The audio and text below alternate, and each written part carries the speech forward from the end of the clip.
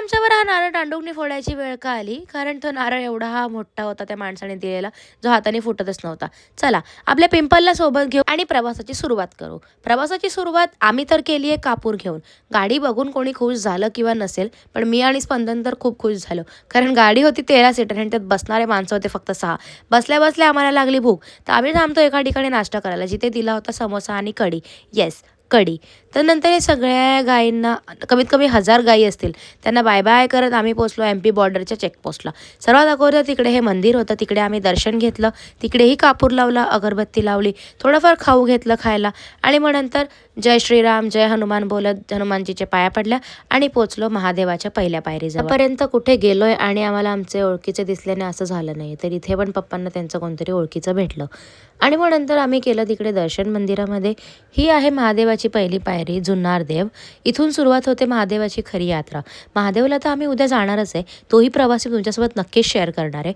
हे बघा, हे त्रिशूळ जे आहे त्याची पण मी तुम्हाला खासियत पुढच्या ब्लॉगमध्ये नक्कीच सांगेल. तिकडे मस्तपैकी हा पिला ओरिजिनल उसाचा रस आणि ही आहे महिलांची स्नानकुंड. नाही, ती ओपन नाहीये, पाठीमागे पडदे लावले, त्याच्या पाठीमागे महिला स्नान करतात. तिकडे खाली होतं फ्रीजचे मेडिसिन्स, तर तिकडून आम्ही घेतले ते मेडिसिन्स जर गरज लागली तर. हे आहे 7 घागरी, जिथे आम्हाला खाली तर जाता आलं नाही, तर तुम्हाला हे मी वरूनच दाखवते. यात्रेचा पहिला टप्पा पार पाडलाय, दुसरा आहे भुरा भगत मंदिर.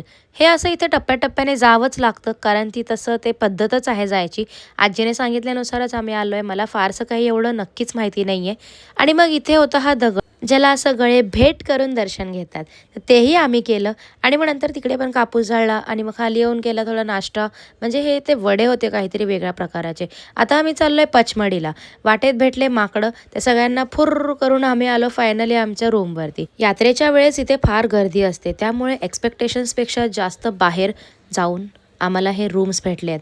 रूम्स तर एवढे मस्त होते की तिकडून हलायचं नावच नव्हतं घ्यायला होत. पण काय करणार, पोटपूजेसाठी बाहेर जावंच लागलं. तर आम्ही इथे बाजूला चाललोय पचमढी हॉटेलमध्ये. तिकडे आम्ही बऱ्याच प्रकारच्या व्हरायटीज मागवल्या.